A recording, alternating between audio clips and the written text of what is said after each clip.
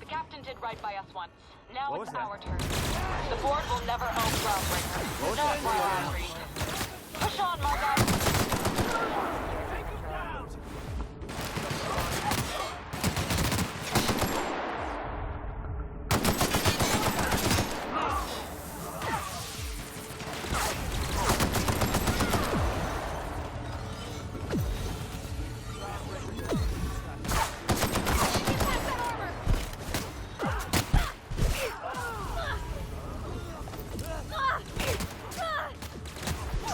Got him all!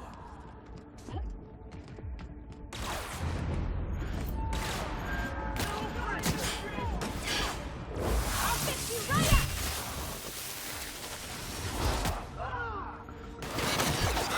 Don't mess with us.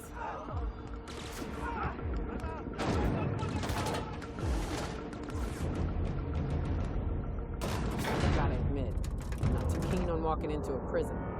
They lock me up, I'm liable to kill everyone trying to get back out. This might be the loneliest place in the whole system.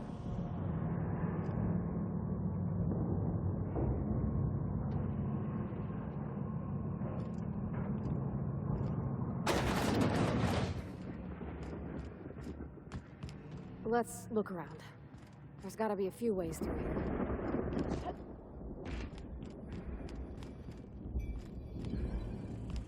Front investigated. Here they come!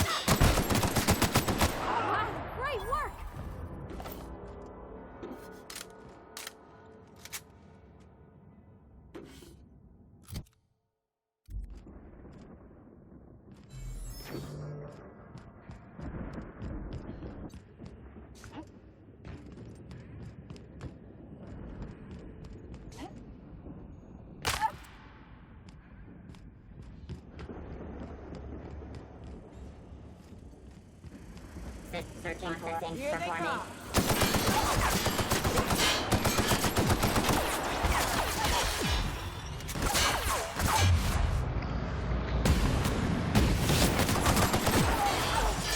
Captain, are you okay?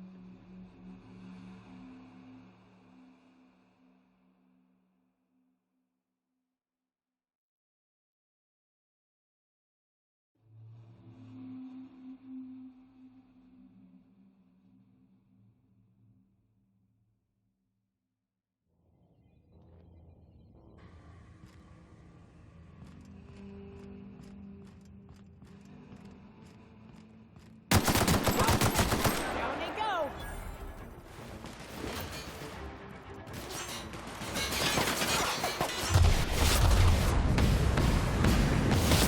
Don't mess with us.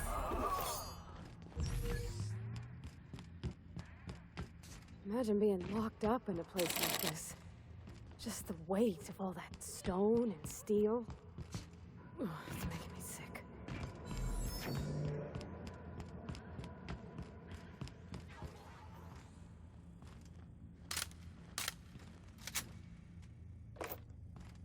Here they come!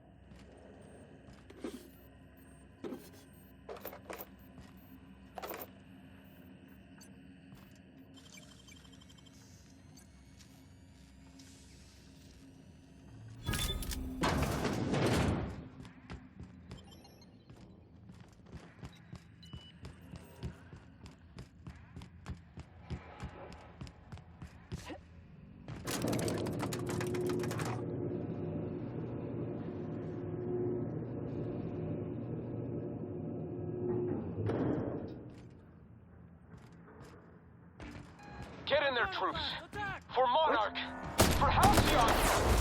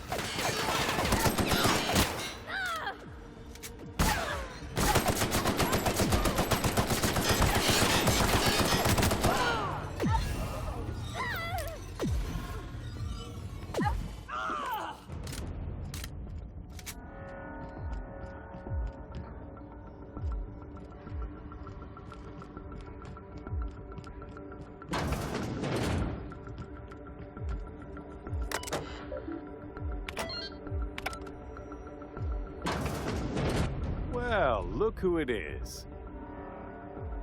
I'll be damned. I was prepping the studio for our announcement, and here you are as a bonus.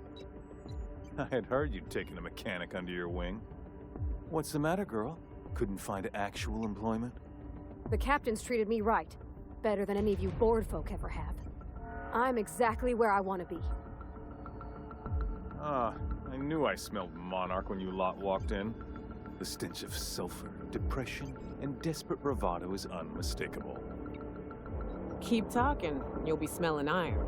Ain't nobody so important I won't put a bullet in. When you go off and get yourself shot, try to avoid taking one to the face. I'll want it recognizable to show to my citizens.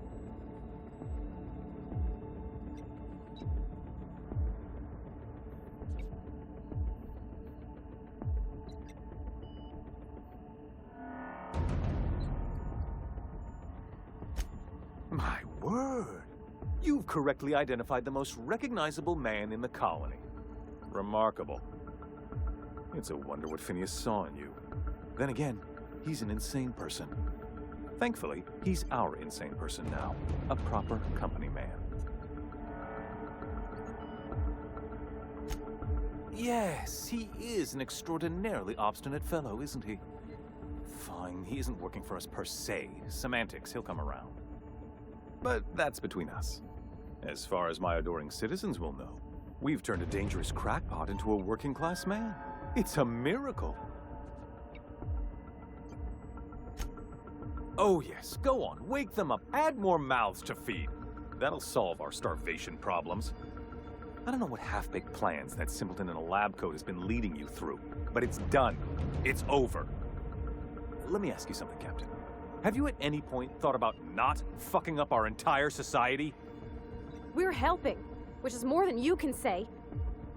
I'm making actual progress towards stabilization and recovery. You're just getting in the way.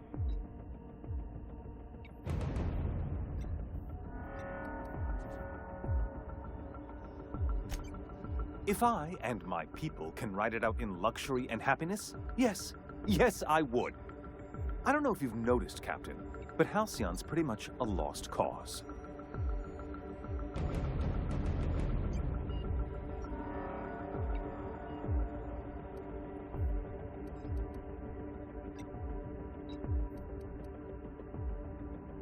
I'll admit, there's no shortage of talent in the scientists and engineers there.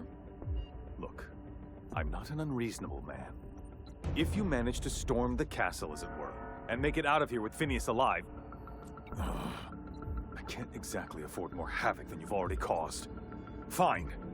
If you survive, you'll need someone to sell the rest of the board on your plan.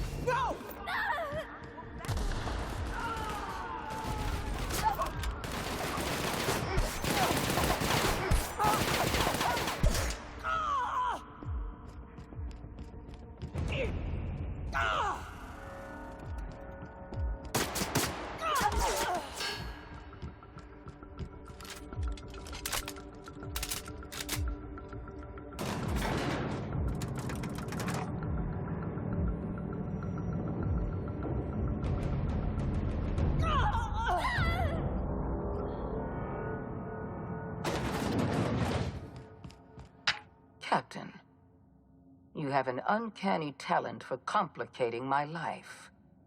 You've been working with Dr. Wells from the beginning. When we moved to arrest him, he was prepared. I lost good soldiers in the attempt. You've disrupted the balance of power. You've upset the natural order of things. You've introduced uncertainty, and there is nothing I despise more than uncertainty. Do you imagine you're leading some grand revolutionary army? Those barbarians from Monarch are running wild in my prison. I suppose I have you to thank for this indignity. You're nothing but a rabble-rouser. I'm going to put an end to your little rebellion, and then I'm going to have you and your associates arrested.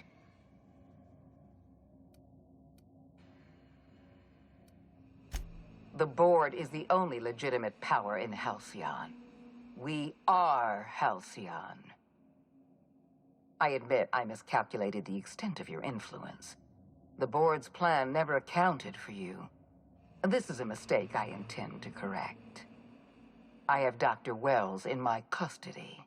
Once I've secured his cooperation, I can move forward with the program. I can repair the damage you've done. I can set things right.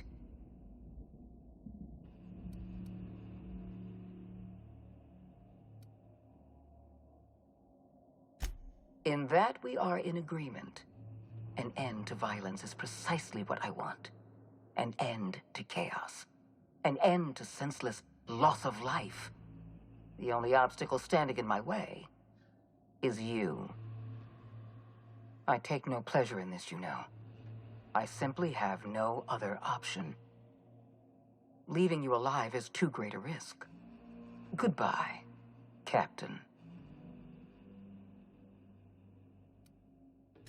I had a feeling you'd say that. This prison is equipped with an automechanical warden. I've had it programmed to eliminate you on sight and rinse your remains down a drain. And don't worry. I will inform Dr. Wells that you died heroically, or something.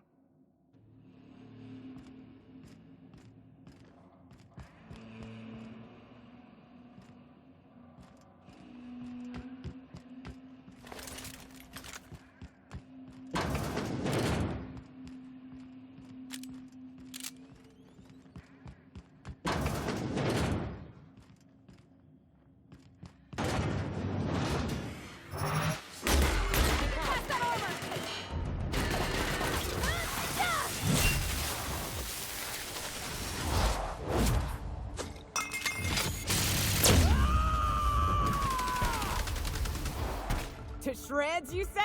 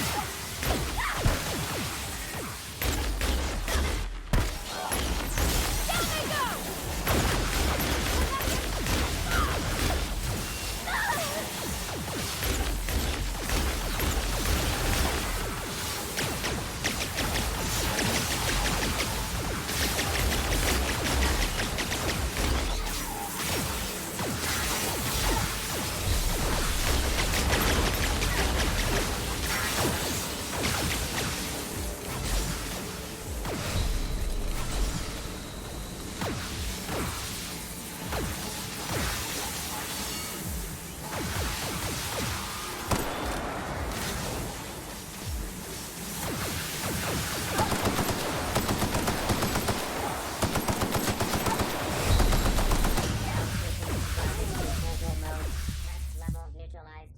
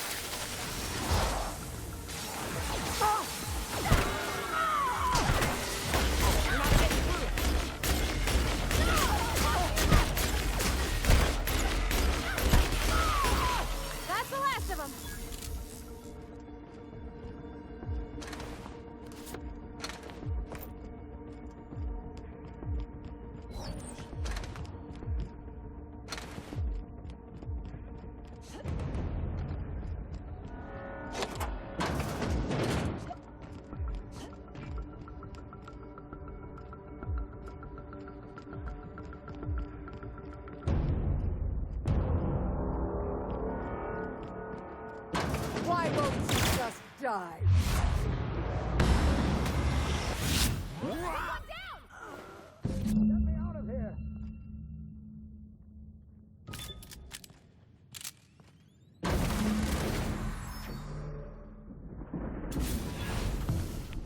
You don't know how glad I am to see you. You did the right thing. Akande was a monster. Her death was much deserved, and long overdue. And you lunatic, you broke into the board's own fortress just to rescue one doddering old man. You are absolutely out of your mind, and I can't begin to thank you enough.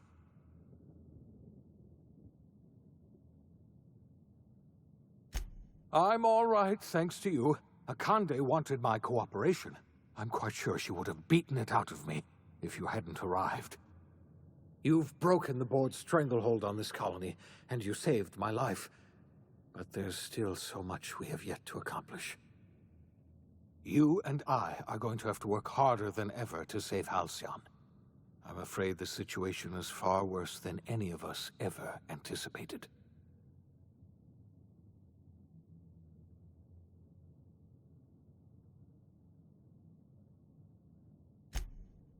Earth has gone dark. We haven't received a single message in 3 years. There's been no communication, no signals, nothing. 2 years ago, the Earth's Directorate's frigate disappeared on their way back to Earth. We don't know what they discovered when they arrived, or if they arrived at all. So we've got to make do on our own. Seems to me that'll make us stronger in the end anyhow. You're quite right. We've got no choice but to make do on our own. You mean we're all alone out here? Really alone? I'm afraid so, Miss Holcomb. Halcyon is the only home we have left. Returning to Earth is no longer an option. We're in serious trouble, my friend. Do you know what this means for Halcyon? We can't rely on Earth for support anymore. We've been cut loose. We're entirely on our own. Yes, we do. You've done a marvelous thing.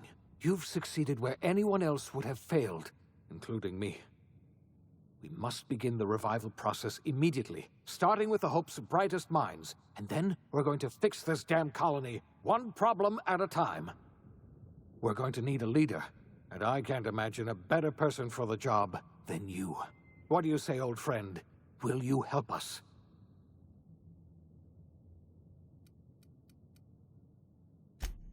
The chairman? I don't know why you let that heartless creature live, but I'll have to trust your judgment. When I revived you, I thought we were going to save this colony all by ourselves, but I was wrong. We can't save Halcyon on our own. We're all going to have to pull together, somehow. We are not a colony anymore. Our last connection to Earth has been severed. I don't know if we'll survive, but we're going to have to try our best.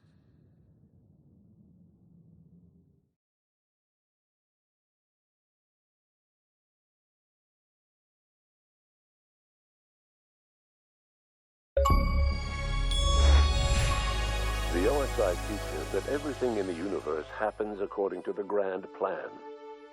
But the stranger that arrived in Halcyon was an unplanned variable. From the moment she landed in Emerald Vale, her actions altered the course of history. The events on Tartarus brought about the end of the board's authority. But the board's mistakes would haunt the colony for decades to come. The damage they left behind would require the work of a generation to repair. Dr. Phineas Wells began reviving a handful of the Hope's colonists. Engineers, scientists, technicians, and intellectuals. They were among the brightest minds the Earth had ever sent out into the stars. The Hope scientists and engineers woke up in a colony descending headlong into total collapse. With no way to return to Earth, they had no choice but to band together and devote themselves to the cause of saving Halcyon. The people of Halcyon were nothing if not hardy. In the absence of the board's authority, many of the colony's settlements banded together with a single purpose in mind: survival. Life was especially hard in the years to come. Some towns dissolved by attrition and starvation, but most of them found a way to carry on. In the years to come, Halcyon was forced to reckon with its newfound freedom. The board was gone, and for better or worse, the colony was responsible for its own destiny. As the colony struggled to survive, the inspirational story of the iconoclasts spread like wildfire, and Graham was able to bring many of the smaller Terra 2 townships into the fold. However, his zealous obsession with spreading the word blinded him to the needs of a growing organization, and the movement was unsustainable at scale. The iconoclast way seemed to work best, and ultimately petered out on Monarch. Adelaide McDevitt replaced Reed Thompson as the leader of Edgewater. She and her followers transformed Edgewater in their image. Anyone loyal to Reed was pressured into leaving town, and those who stayed behind adapted to her way of life. Adelaide transformed the old cannery into a new garden. The nearby Edgewater Cemetery provided a convenient source of fertilizer. Under the leadership of Junlei Tennyson, the Groundbreaker held firm against corporate influence. The ship's mechanical stability gave Junlei the time to educate a promising generation of engineers, schooled in her family's traditions. The future of the Groundbreaker looks promising. The rediscovery of the Hope and the abandonment of the Lifetime Employment Program forced Byzantium to come to terms with some uncomfortable realities about the state of Halcyon. While Byzantines were reluctant to surrender the luxuries they'd grown accustomed to, the board's diminished authority gave them little choice in the matter. Nearly everyone had to learn to make do with less. Some even had to get jobs. It was a dark time indeed. Life in Halcyon was sobering for Felix Millstone. The grand revolution he dreamed of never came. There was no great awakening for the colony, no celebrations in the streets. There was only the hard, desperate work of trying to repair a broken colony. Felix never had a head for numbers, but if there was labor to be done, he was there to help.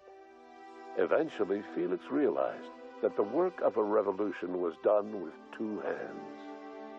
After all he'd seen and heard adventuring with you, the vicar Maximilian de Soto renounced his faith and joined the effort to rebuild the colony. Ironically, he finally found the joy that had eluded him over the course of his life, and realized that perhaps he was always meant to be just a simple laborer after all. He quickly dismissed the idea. Though Parvati eventually grew comfortable aboard the Unreliable, she never quite came out of her shell. She seemed to prefer the company of Ada to the crew, and she could often be found neck-deep in cables and grease, telling Ada funny stories from her childhood. While the colony fell into chaos, she found an island of relative peace with Ada, and they formed an unusual bond. She decided to remain aboard the Unreliable permanently as its chief and sole engineer. As hard as she tried to drink them away, Nyoka's memories eventually overcame her. Traveling with the crew served as a constant reminder of the family she'd lost, and so she eventually returned to Monarch to get back to what she found most comfortable: the deep end of a bottle and the far end of a trail. Few have seen her since, but travelers often swear they hear her and her machine gun in the night, screaming swears and spitting bullets. Before his untimely death, Captain Alex Hawthorne had plans to restore and modify, for combat purposes, a sanitation and maintenance automechanical that he'd found in a state of disrepair in Emerald Vale's scrapyard. That unit remains broken down and forgotten in the Unreliable supply closet to this day. Minister Clark was released from house arrest, and his contact with you gave him a sense of renewed purpose and vigor. Once it became clear that no help would be coming from Earth, he threw his considerable efforts and talents into helping Halcyon manage the crisis before it. Chairman Rockwell served as the public face for the changes in Halcyon to come. Whenever you needed strings pulled or a voice to sell a policy change, Rockwell was only too happy to oblige. As for Dr. Phineas Wells, he spent his remaining years in his orbital lab. Though he was always haunted by the failures of his past, he was determined to make things right by building toward the future. Dr. Wells was able to revive many more scientists and engineers than he first expected, thanks to the additional batch of chemicals you stole from the Ministry. Wells never forgot about the human lives that were lost in acquiring these chemicals. The revival project was hard and painful work, but in the end, despite limited resources, over half the Hope's colonists were successfully revived. Even after Wells passed away, the Hope scientists and engineers worked night and day to pull Halcyon from the brink of collapse. Their efforts continue to this day, which may be reason enough for optimism. Dr. Wells laid the groundwork for the project to save the colony, but he would never live to see the fruits of his labor. He passed away a few years later. His work was carried on by the scientists and engineers he revived. Life will never be the same in Halcyon. It is widely agreed that the colony has a chance of stabilizing within a generation, owing to the hard work and determination of the surviving colonists. Recovery is a distant goal, and the path is long and uncertain. But the people of Halcyon carry on, determined as ever. And what about you, the unplanned variable in the history of Halcyon? You brought an end to the chaos on Tartarus, and made Chairman Rockwell your own puppet, a role he was all too eager to play. The colony never realized you were the true power behind the new administration. By acting vicariously through agents and third parties, you controlled Halcyon from the shadows. As a result, Halcyon survived the turbulent years that were to follow. No one knows what's happened to Earth, and no one knows what the future has in store for Halcyon. All we know for certain is this: the name of the Unreliable and that of its intrepid captain, will remain the subject of countless stories for years to come.